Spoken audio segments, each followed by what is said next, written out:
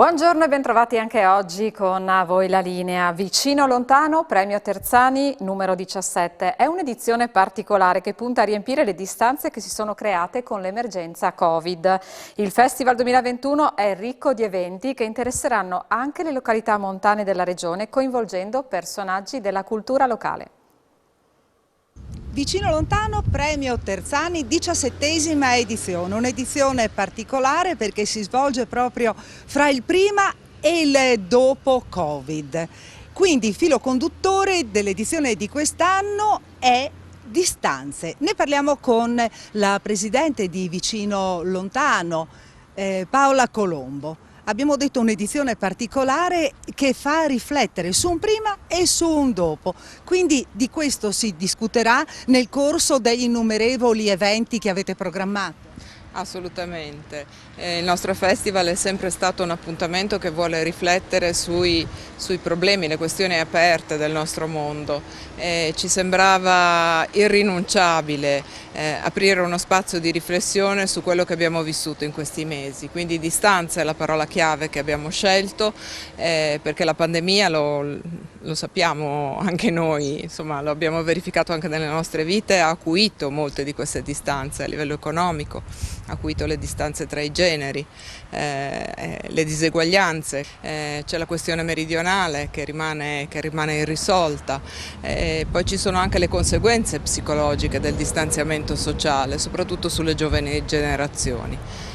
Quindi abbiamo aperto questa finestra in presenza perché crediamo fortemente nei festival come momento di incontro, come momento in cui una comunità si ritrova, riflette e si sente proprio nell'essere insieme, nel partecipare insieme agli eventi davvero una comunità. Ecco, abbiamo parlato così del tema, della tematica in generale. Parliamo anche delle novità di quest'anno, perché fra le tante nuove idee c'è anche questa che coinvolge praticamente la montagna. Quest'anno anche diversi appuntamenti in Carnia.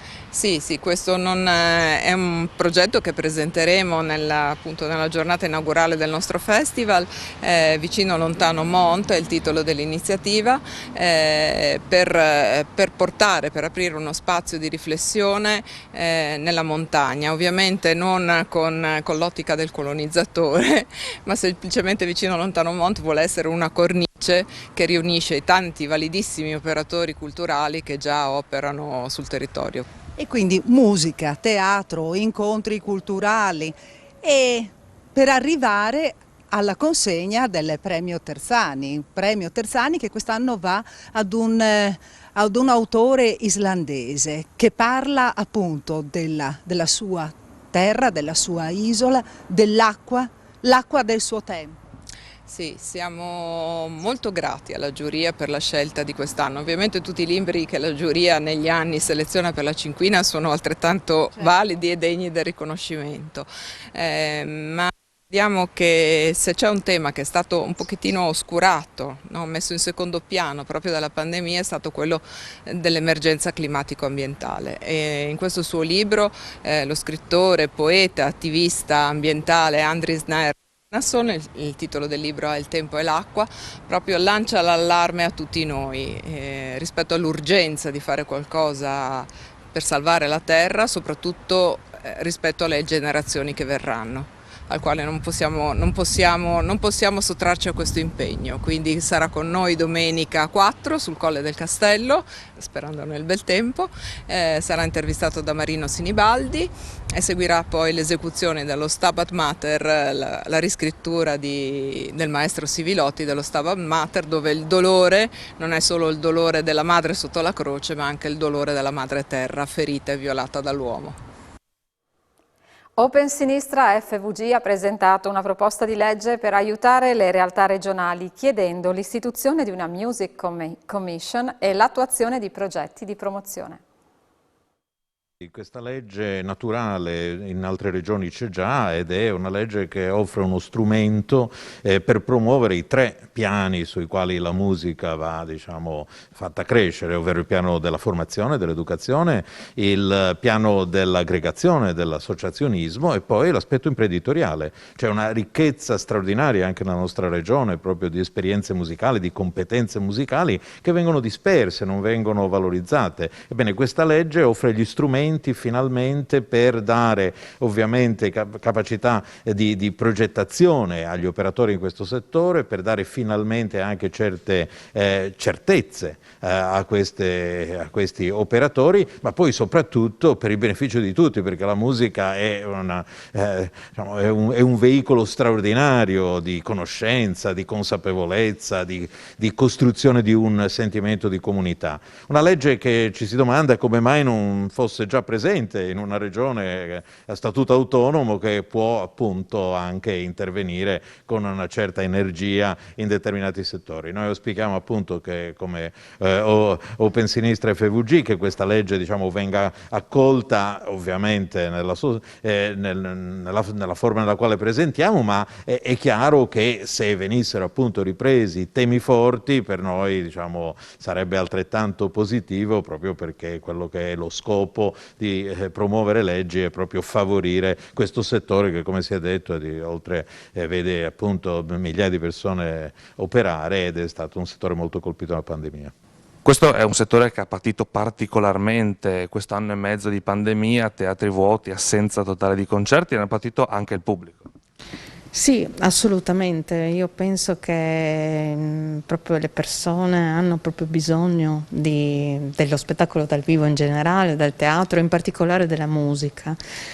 E siamo ancora nella difficoltà di avere concerti con tantissime persone, a meno che non si trovino degli spazi molto grandi, e quindi insomma questo è difficile, ed è per questo che ci vuole comunque una legge di questo tipo che insomma farà contento sia gli artisti che il pubblico.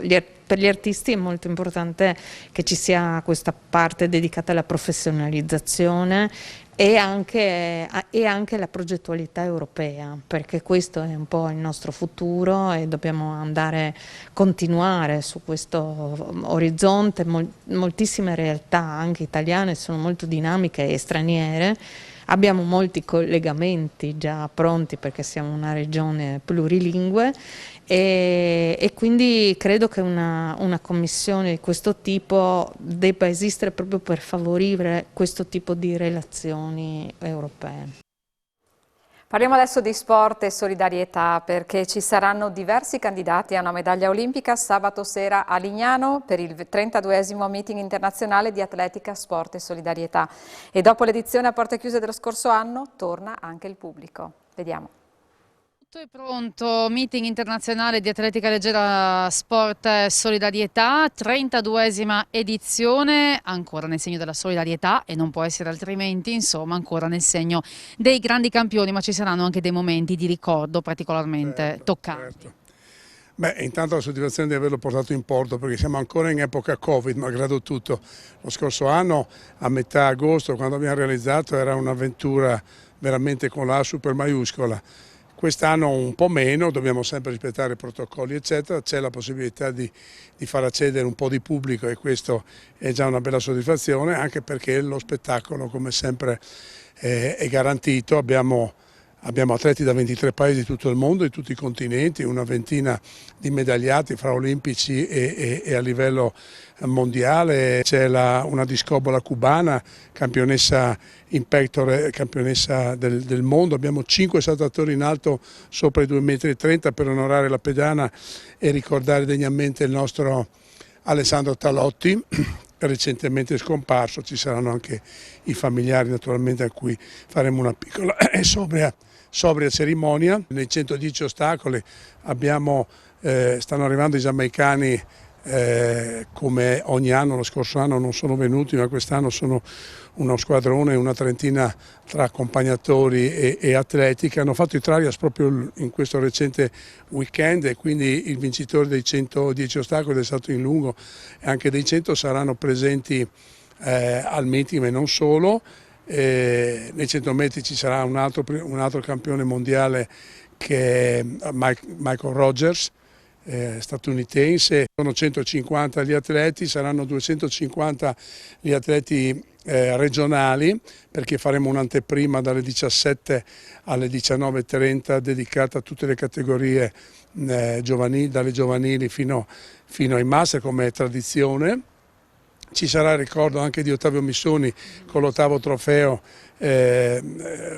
a lui dedicato nella gara dei 400 ad ostacoli, con un paio di ostacolisti americani da 48 e 50. Qui ci sarà il trofeo Confartigianato. C'è ancora da ricordare che daremo quest'anno un premio alla carriera. Abbiamo inaugurato a partire da quest'anno questo premio alla carriera e abbiamo scelto, ma non per piaggeria, perché Massimo Di Giorgio è diventato presidente della FIDAL regionale, ma perché sono passati 40 anni, lui nel giugno di 40 anni fa, 1981, superò primo in Italia, era fra i primi 3-4 al mondo, i 2,30 m.